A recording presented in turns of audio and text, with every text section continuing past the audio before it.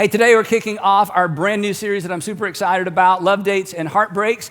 And as we jump into this real quick, I want to tell you who this is for. This is for students who want to date and hope to date. This is for graduates who want to date and hope to date. This is for singles who are dating.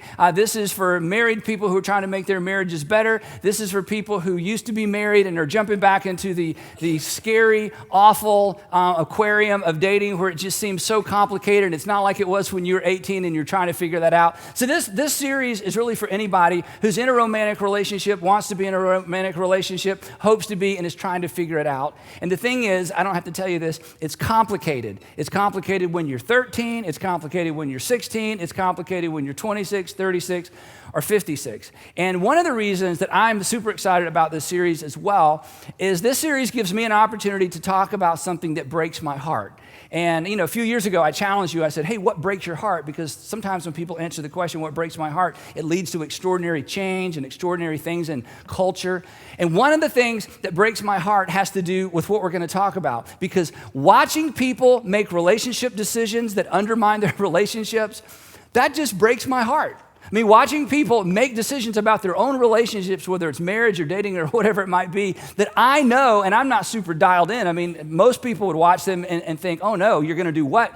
Watching people make what's already complicated more complicated, making relationships that are already complicated more complicated, that just breaks my heart. There is already enough, isn't this true? There's enough unavoidable pain in the world. The last thing we need to do is to add to it with our own decisions.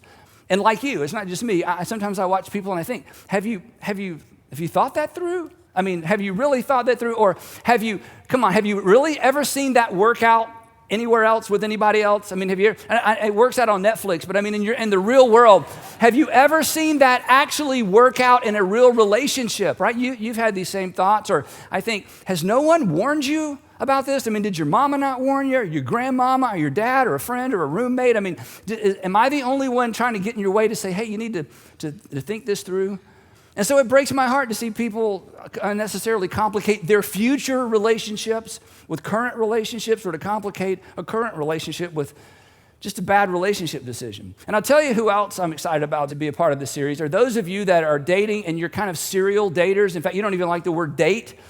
For you, if a date doesn't end with sex, you just chalk it up to a loss. You're just in that place where you're like, one day, someday, I'm going to settle down, but that's one day, someday. It's not this day. In fact, you don't even really call it dates. That's something your parents did. It's kind of a dark ages thing. But you're in a season of life, and you're not ashamed of it. You're not bashful about it. This is just where you are, where it's kind of a use them and lose them, kind of rotate through, and you're not always honest, and you don't always follow through. And yeah, I'll call you, I'll text you, and you never do. And hey, is it okay? Yeah, you go ahead. But then you're just in that world where you're just kind of playing the game. And that's your business because it's your life. But I just got to tell you, and you may not care, but that's heartbreaking to me too.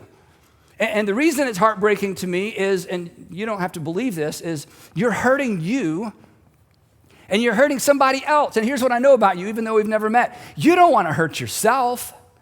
And you don't want to hurt other people. In fact, if I were to confront you, you would say, no, it's consensual. I'm not hurting anybody. But there's such thing as consensual hurt, like we're going to both agree to hurt each other. I mean, it's consensual, but if it's consensual and it still hurts a person, come on, it just still hurts a person. And you don't want to do that. And here's the other thing that concerns me about you, if that's the season of life you're in. I don't want you to be, and I made this up, so I don't know if this is like a real thing. I don't want you to be a liar for life. I don't want you to be a liar for life when it comes time to tell your story. Because what you're doing right now morally and what you're doing right now relationally, these are chapters of your story. And they are permanent parts of your story. And one day, believe it or not, somebody's going to want to hear your story, and you're going to want to hear somebody else's story. And depending on what you do now, you're going to be tempted to lie about parts of your story. And you're going to be a liar for life because you're going to have a secret, or you're going to have a series of secrets, or a season of life you don't want to talk about. And when it gets to that season, you're going to kind of, smooth over it a little bit.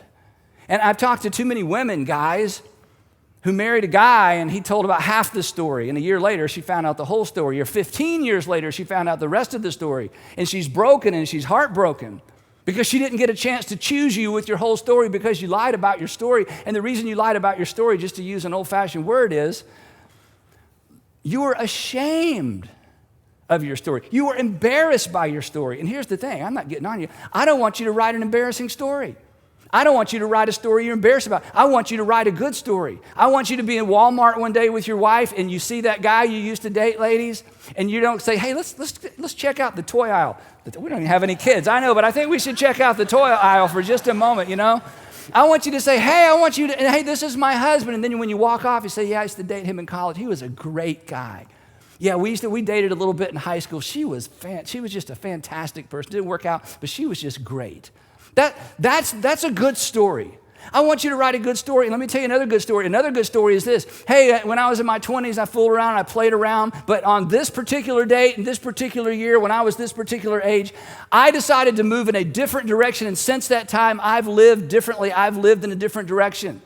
Yeah, when I was 45, I went through a terrible divorce, and after the divorce, I went a little bit crazy, me and the girls. I mean, we just went kind of crazy, me and my girlfriends. But then, you know what? I said, wait a minute, that's not the story I want to tell. And on this particular date, at this particular time, I changed the direction of my life. I began to live and decide in a different direction. That's a better story to tell. And you're writing the story of your life, and it's going with you. And I don't want you to be a liar for life because of decisions you make now, because that breaks somebody's heart. And I don't want you to be somebody else's regret, right?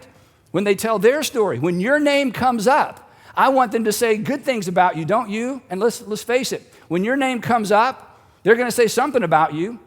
You know they will, because you say something about the people in your past. And you're deciding what they're going to say. And I don't want you to be somebody's regret. I want you to be somebody's, oh, yeah, I'm sorry it didn't work out, but he was such a great guy. She was so great, and her family, and isn't that what you want said about you? And guys,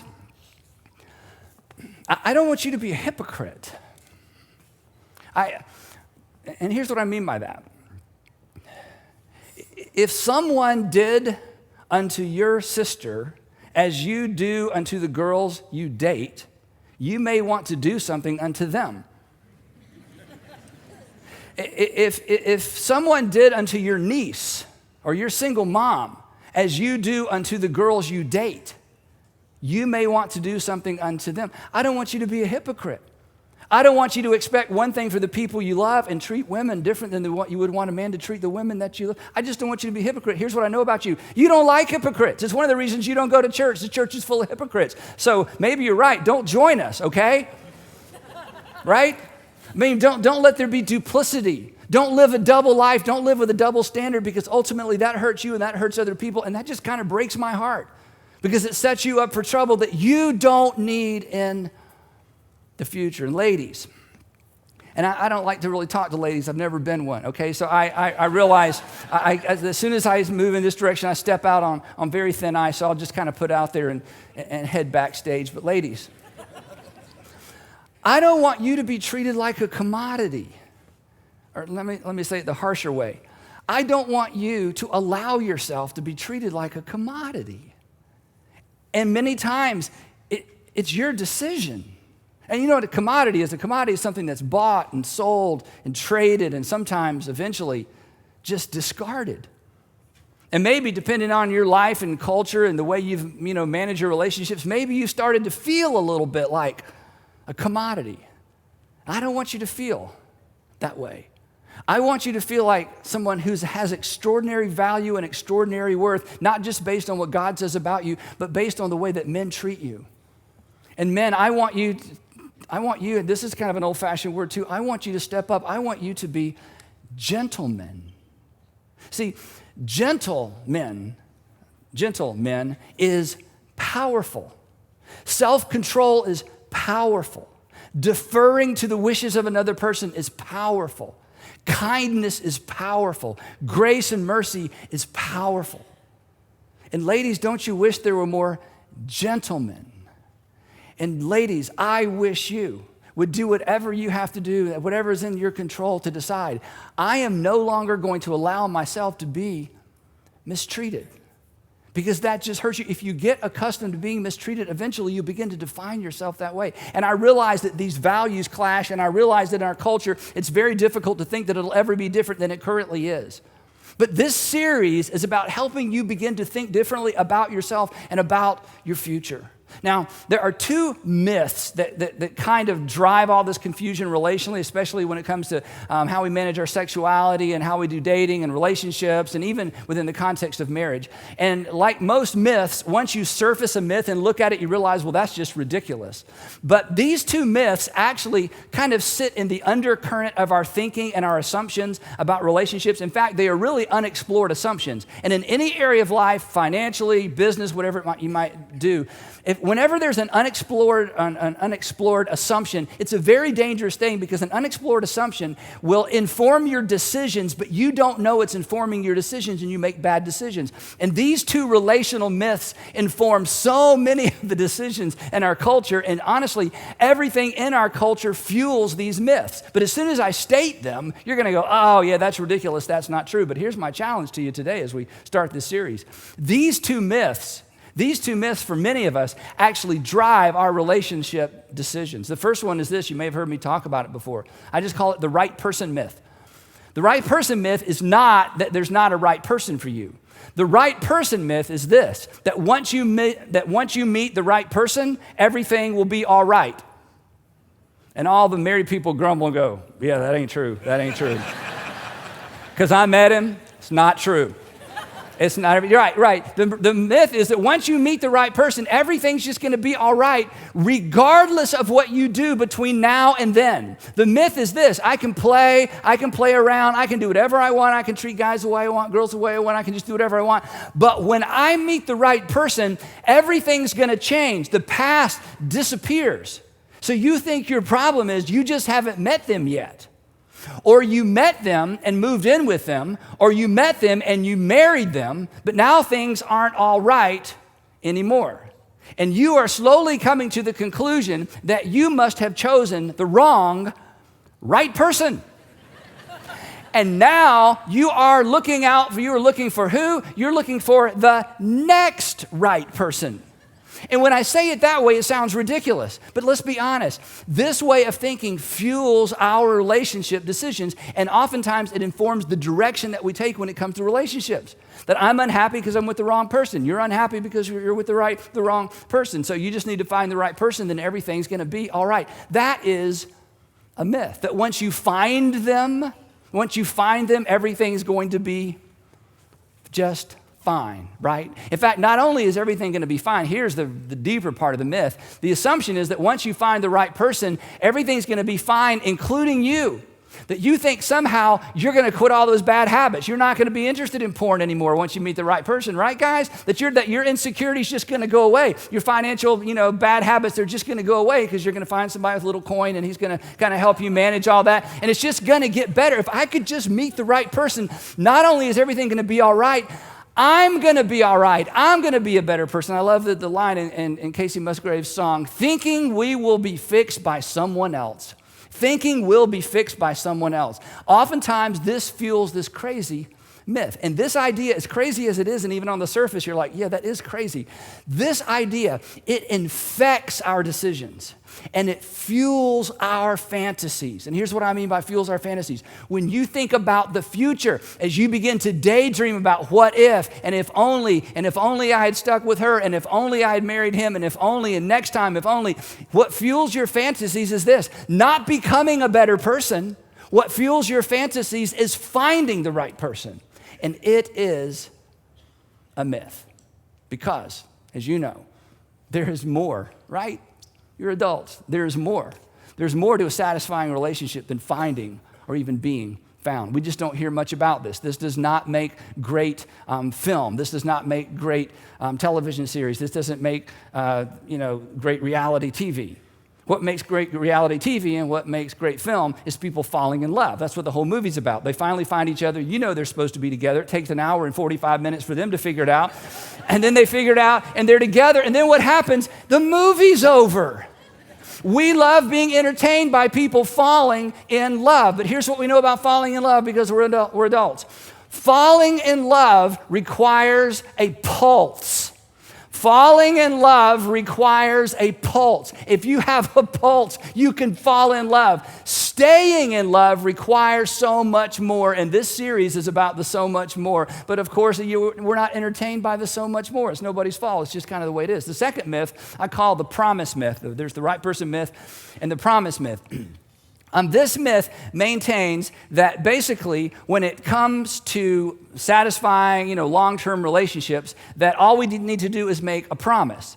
That when it comes to relationships, a promise actually replaces the need for preparation.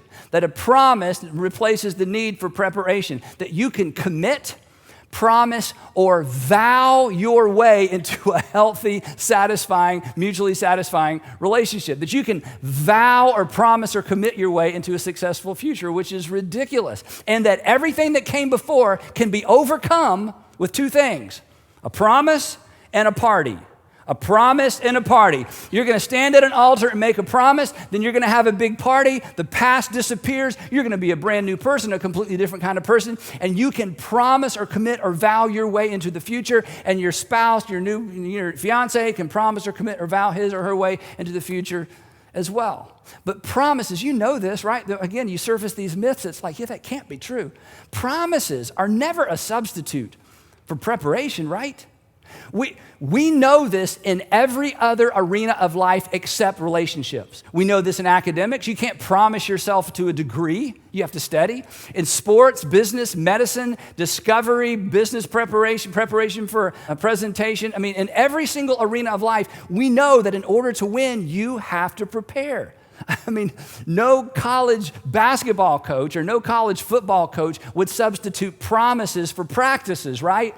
Come on into the locker room. We're just going to promise each other we're going to win. They wouldn't even substitute, right? They wouldn't even substitute, emotional, passionate pep talks in the locker room for practice, because practice is how you win games. Every coach knows you don't promise to win games. What do? You have to prepare to win. And this is true in your relationships. But who teaches us to prepare, or who prepares us for relationships? Nobody. Every single day we're told if you just fall in love with the right person, everything's going to be all right. And it's a myth. In fact, rationally, it's not true. And the whole idea that you don't have to prepare for something to win in something, that's not true, which means, and this is kind of tough to say, that when it comes to relationships, commitment is way overrated. Let me put it this way. I do doesn't mean you can. Saying I do, in fact, you know this because you have been to weddings, haven't you? You've been to weddings, you sat sort of toward the back, and they got up there, and I'll love you forever and ever, you're my sweetest, and they wrote their own vows, and they got lyrics of songs in there, and music's playing, and you're sitting in the back going, take luck. You good luck. What are the odds of this? You're not trying to be negative. You don't want to be negative. Here's what you know intuitively. They're not prepared. They're not prepared because they haven't been honest. They're not prepared because they haven't dealt with their bad habits. They're not prepared because they're immature. There's a lot of reasons, a lot of it beyond their control. You just kind of know the odds of them making it. They mean well. It was a great party. Oh my goodness, and their vows were beautiful. But come on, we're adults. You don't vow your way into a successful future relationally. You have to prepare. Listen, especially if you've never been married. Saying I do does not make you capable. Saying I do makes you accountable. Saying I do doesn't make you capable, it makes you accountable. And here's the bad news. When you're accountable but not capable, you're miserable. When you're accountable, I'm stuck in this, but I don't know what to do with this, and I don't know how to fix it, and I don't know how to make it better, you're just miserable. So here's a brilliant statement. It's amazing, my intellect. If you aren't preparing, you won't be prepared. I probably need to explain that. It's pretty deep. Let me go slow, right? Again, it's just kind of common sense, but I'm telling you know this. When it comes to relationships, common sense is not common. We just ignore all the rules that we employ in every other arena of life. I want you to be prepared. And for those of you that are in a relationship or you're married, I want you to start preparing because you're in. And yes, you love her, and yes, you love him, and you have kids together, and you're wondering, can we fix this? Of course you can. But you don't fix it by just trying to, do what you did in the beginning and try to keep falling back in love with each other. There's a way forward, and that's why we're doing this series. Now, this is where the message of Jesus just comes alive.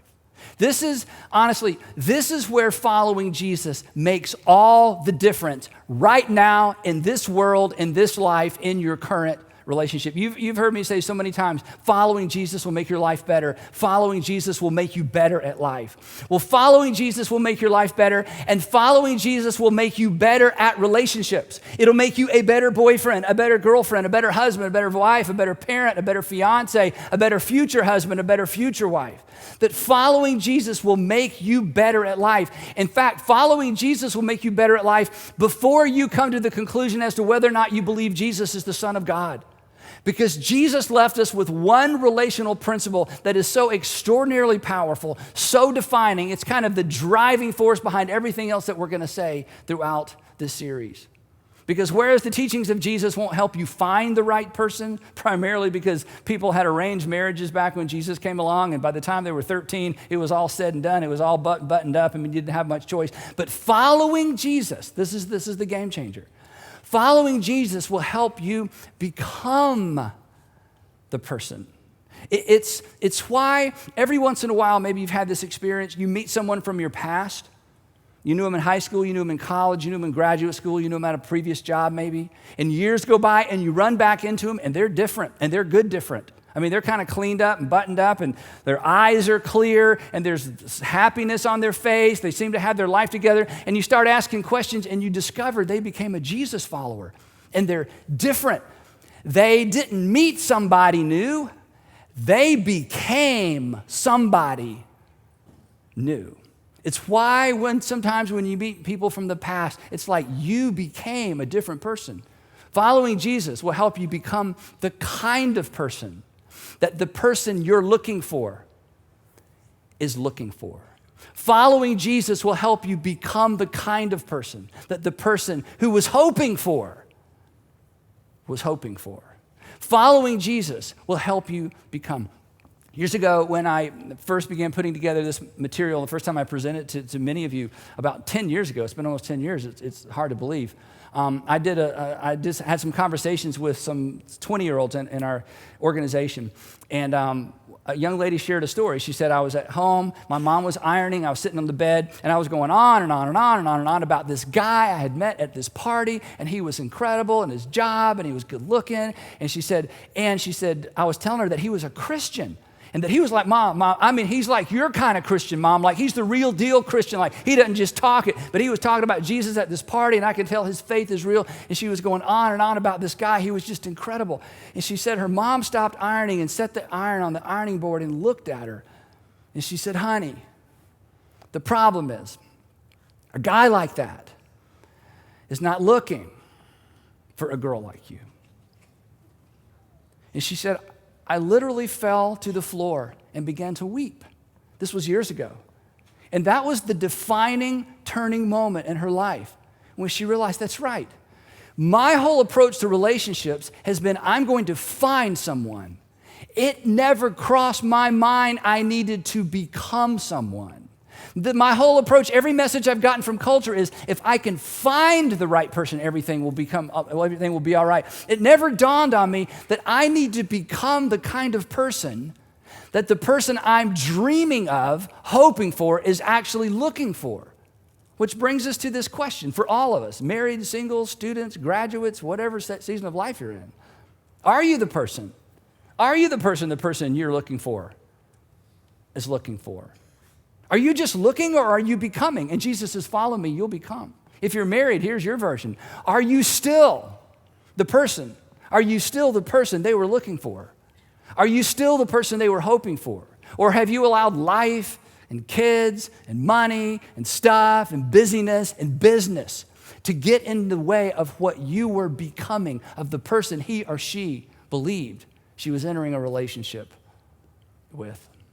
So, Jesus steps into the pages of history. We don't have time, but we can't even begin to imagine the culture he stepped into. Prostitution was a way of life. Prostitution was birth control for the Romans and the Greeks because they didn't want to keep adding kids to their family and dividing the money. I mean, the world that they stepped into is unimaginable, and in spite of that, Jesus introduces a brand new relational paradigm, that was a game changer beginning in the first century and eventually got the attention of the Roman world and became central in the life of Rome, and since then has circled the globe.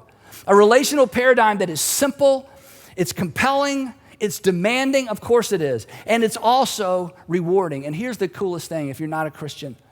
When understood correctly, and unfortunately the church has made this more complicated than it needs to be, but when understood correctly, Jesus' relational paradigm is so powerful that you're going to want the message of Jesus to be true even before you believe it's true, because it's almost too good to be true. In fact, it is too good to be true unless Jesus is who Jesus claimed he was. And there's no reason for us to believe he was who he claimed he was, except for one simple event.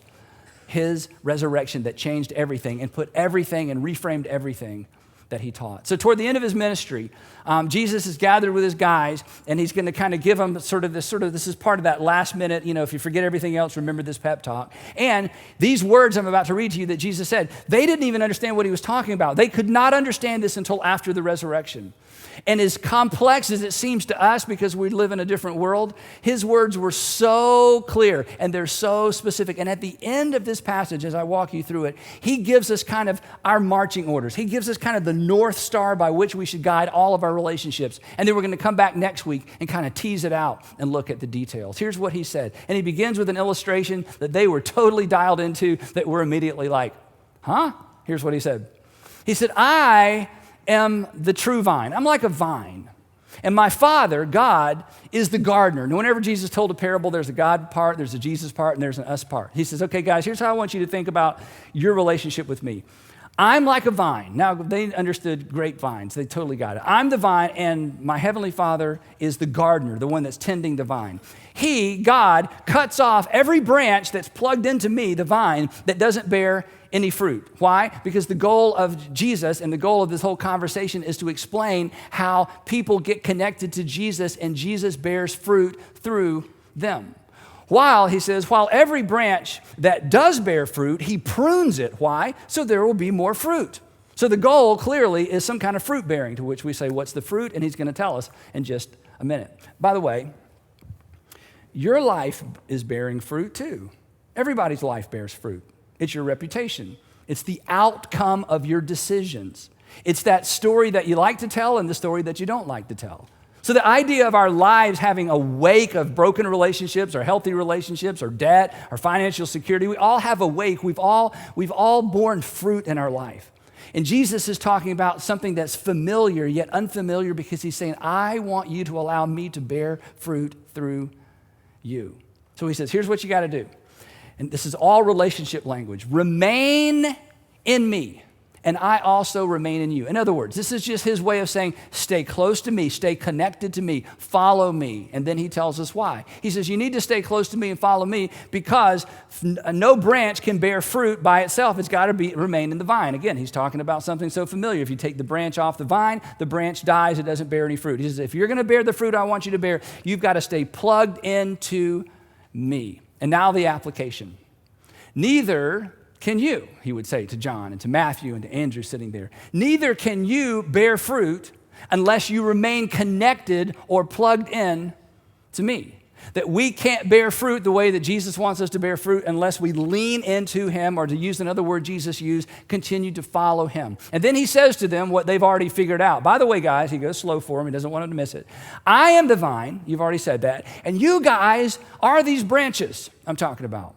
And if you remain plugged into me and I in you, this is so cool. I want to make you a promise, he says. You're going to bear much fruit. You're not going to bear much fruit because you're going to learn how to be a fruit bearer. You're going to bear much fruit because you're plugged into and following me. It's why when you met that guy or that girl from your past, they were so different. And when you asked them, what's going on, they didn't talk about, I got up every morning, made a list of 5 things I'm going to become, and by golly, I became them. They just make it simple. They say, well, they don't even know how to explain it to you sometimes. It's just, well, I started going to church and then started reading my Bible and basically discovered they became a Jesus follower and they're just different and they're not even sure they can explain it. This is the promise of Jesus. Plug into me, stay close to me, follow me, and one day you'll realize you have become something new. You've become something different. People will say you've become something better.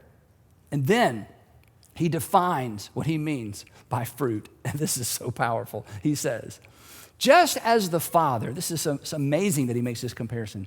Just as the Father has loved me, so I have loved you. It's like, wait. Okay, you changed the subject. Okay, we're talking about gardens and fruit and vines. Okay, well, we're now talking about love. He's like, just hang with me. I'm getting there. Just as the Father has loved me, just as the Father has demonstrated his love through me, I have demonstrated the Father's love through you. Now, here's what I want you to do. I want you to remain in my love. The same word he used to talk about the branch staying connected to the vine. So it's like, wait, so God's the gardener, you're the vine, I'm the branch, I'm to stay connected to you. And when I think about staying connected to you, I'm supposed to stay connected to your love. Exactly. And and then here's the surprise. If you keep my commands, you will remain in my love. To which we say, I knew it was a bait and switch. This is just all about commands and rules. I knew it. It was so relational. It was so warm and fuzzy, and something's going to happen in me. And one day my wife's going to go, you're the man of my dreams after all. I'm just going to become. And then you do what every church person does. Now we're going to talk about the 10 commandments or some new commands. And I'm sure the guys sitting there with Jesus are like, great. I thought we were headed down a new direction, but you're saying if you keep my commandments, you'll remain in my love. To which they're thinking, okay, you're Jesus, we're with you. So what are the commands? Somebody write these down. I bet there's a bunch of them. And here's the shocker.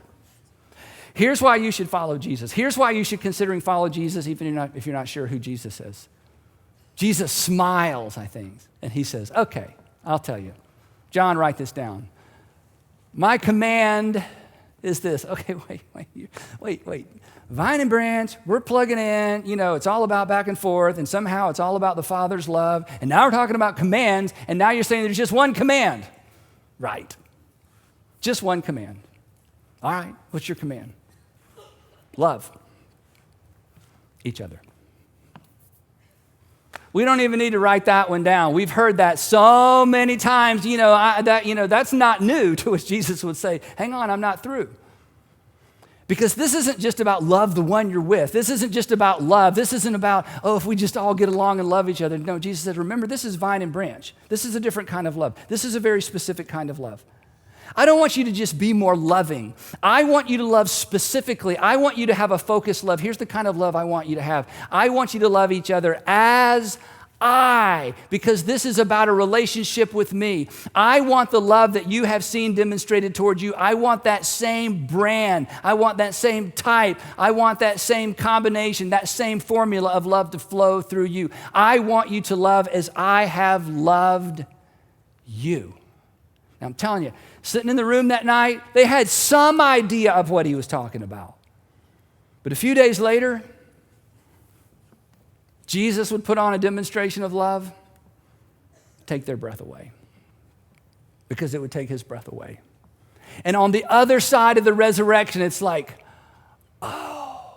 this isn't some kind of permissive figuring it out on your own kind of love. This is the kind of love where you put the other person first. This is the kind of love where you lay down your life for a friend. This is the kind of love where you defer to the wishes and the thoughts of the other person. This is the kind of love where you forgive regardless of what's been done and regardless of the offense. This is the kind of love that takes everything I have going for me and makes it available for you. This is the kind of love where I do unto you as my Father through Christ has done unto me. This is what Jesus means by abiding in him. It's not complicated. It's not super intangible, super spiritual. It is about learning how and allowing the love that God has for you to flow to others, specifically to those with whom you have a relationship. St. Augustine, by the way, St. Augustine is in Florida. St. Augustine is in heaven. Just want to clear that up, okay? St. Augustine makes this comment based on this unique, focused, Christ-like kind of love. He says this, he wrote this. He said, love and then basically do whatever you want. Love and do as thou wilt. Once you understand that the framework for all of your relationships, the framework and the guiding force and the guiding principle, the North Star of your behavior toward the people around you, the people that you're raising, the people that you live with, the people that you're married to, as long as you know the North Star is my behavior will be monitored through and looked at through the filter and the grid of God's love for me as demonstrated in Christ, he says, once you have that down, you'll figure everything out. That this is how you become. This is how you become a person worth looking for. This is how you shift gears from just finding. And if you're married, controlling, and conforming, and pressuring. And if I can just ever get her to act the way I want her to act, I'll be happy. And if I could ever get him to stop and to start and to begin and to stop, if I could just get him shaped into the image of what I want, then I would be happy. And Jesus says, that's never going to work. I have an idea. Just follow me and learn from me. In another place he says, because I'm gentle and I'm humble in heart, and you will find rest for your souls, and you will find peace in your relationships. Because I want to teach you how to love as I've loved. And I'm telling you, when two people get on board with this, when two people embrace this approach to relationship, it's amazing what happens. This is how you become a person worth finding, but this is how you become a person worth staying for. This is, as we're going to see, this is how you prepare to commit. This is how you prepare to stay committed. This is how you make whatever relationship you're in better, because both people are becoming, and they're becoming in the same direction. And as we'll discover next time, there's fine print. Here's the thing that may blow your mind if you're not a Christian or you're new to this whole thing. That the kind of person that Jesus wants to lead you to become, if you become one of his followers, is actually the kind of person we're all ultimately looking for and all ultimately want to be or to become. That what you're going to discover when you open the pages of the New Testament, and as we look at what Jesus says specifically, you're going to discover, oh, well, that's sort of the kind of person I wanted to be anyway. Oh, well I would love to meet a person who loved me like God through Christ loved him or her. And yeah, I would love to think, it seems far off to me, and I can't imagine ever getting there, but I would love to think that I'm that kind of person. Now, I get criticized for this sometimes. If what you've heard me say is it's just all about love, that's not what I've said, because that's not what Jesus said. And if the whole idea of just love, we're just going to love each other, it seems so permissive, it seems so undefined, it seems like anything goes, then you don't understand God's love as exemplified through Christ. So what we're going to do next time, this is going to be fun. In fact, the next 2 weeks are going to be extremely practical, is we're going to look at the fine print, because there's always fine print, right? But here's the cool thing. This fine print will make you fine. Okay? It will make you worth finding and keeping, no losing, and less weeping. Because when two people, this is why this is so important, when two people embrace the fine print, and when two people decide they're going to stay connected to the vine, the relationship gets better, and it gets fine. And it doesn't get better because they accidentally or magically found the right person. It gets better because they are becoming a better person, because following Jesus will make your life better. And I promise, following Jesus will make you better at life. So don't miss next week when we look at the fine print.